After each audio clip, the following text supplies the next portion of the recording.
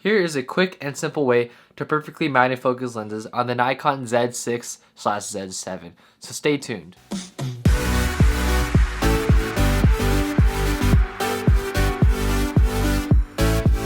What's up y'all, it's a Project Photographer back with a video, and today I'm here to show you guys how to manual focus lenses on the Z6/Z7.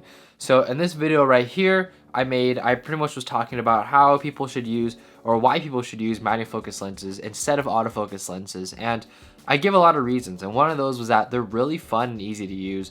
Not actually easy in a sense, but for Nikon Z6 and Z7 users, they are definitely way easier to use. And I really love using manual focus lenses. It really just breaks down photography for me and really gets to the roots of it.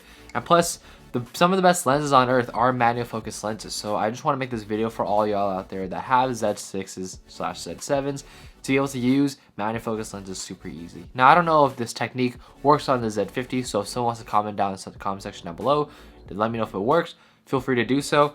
But yeah, let's get right into it. So first of all, Nikon has an incredible series of manual focus lenses, and companies like Zeiss and Voigtlander have especially made very good manual focus lenses for the Z6/Z7, or just the Nikon F mount in general, which you can use with the Nikon FTZ adapter. And the great part about using manual focus lenses on the Z6/Z7 is that you get IBIS with it. So not only are you able to manual focus your lenses really fast and really smooth, but you also get incredible image stabilization with it, and that's just unheard of. Something that's great with mirrorless technology and something that I really enjoy using, especially with manual focus. So I'm going to give you guys a quick tutorial on how to perfectly manual focus your lenses really quick and really simply. So first off, the first thing you want to do is set your AF on to magnify 200%. You want to go into your settings and go ahead and do that. So what that's going to allow you to do is kind of set this up more like a back button autofocus situation. So I hope everyone out here definitely uses back button autofocus, especially for AFC.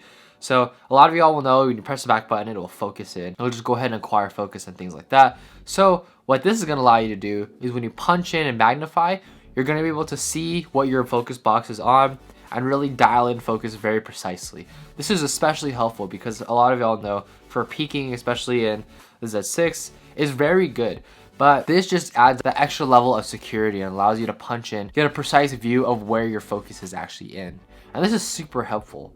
And I don't know if any other camera manufacturer does this, but Nikon definitely gets a check mark in my box for that, because that is really what makes this all possible. So the next thing you're going to want to do is put focus peaking highlights to one of the peak levels, depending on what lighting scenario you're using. I usually set it to red, and I have it usually at the medium level because I don't want it to be too red to the point where you can't really see anything, or to the point where like you really don't know if it's in focus or not. I'm using a 1.4 lens, and when it's at the highest peaking level, where the peaking level is the most abundant and you see a lot of red lines everywhere, you're really not sure what exactly is in focus, because when you're shooting at 1.4, the critical plane of focus is really shallow. So go ahead and set your peaking highlights to about medium. That's where I have it, so that's probably level 2. So the next thing you want to do is make sure you go into the menu and tell the camera what lens is on there, especially if it has no CPU contacts or is a non-AI lens, so that you're able to get proper IBIS functionality. Now, the awesome thing about the FTZ adapter is that you're able to use non-AI lenses. So for example, my D3S,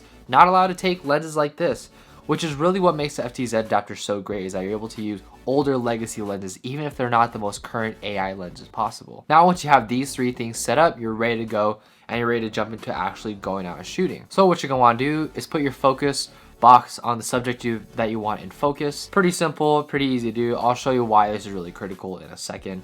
So the next thing you want to do is manual focus so that the peaking highlights come up, because you're able to gauge where exactly you are in terms of focus. And then what you want to do after that is go ahead and do the punch in focus. So you go ahead and click AF on, and then you're able to get critical focus from there. Now this is really simple, really easy to manual focus your lenses. The reason why you don't go ahead and do punch in focus right at the beginning is because if you're way out of focus, it's gonna take a really long time to turn it and actually find where you're focused.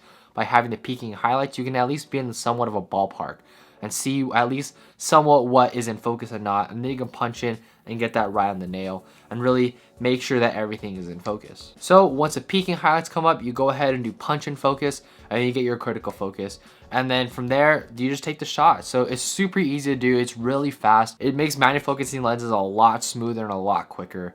But if you're using something like AFD lenses, or you're using something like, I don't know, the 58mm 0.95 Noct, it's super easy to manual focus, because once you have your box on the subject, and you turn it and then it's in focus, a green box will show up instead of the red box that you see. So that actually makes manual focusing super easy for things like that. So yeah, that's pretty much it for this video, guys. Let me know if you guys know about this super easy trick to use. Let me know if you guys love manual focus lenses. I know I definitely do. Something that I really love to shoot with. So yeah, let me know what y'all think of this video. Comment, subscribe, and I'll catch you guys in the next one.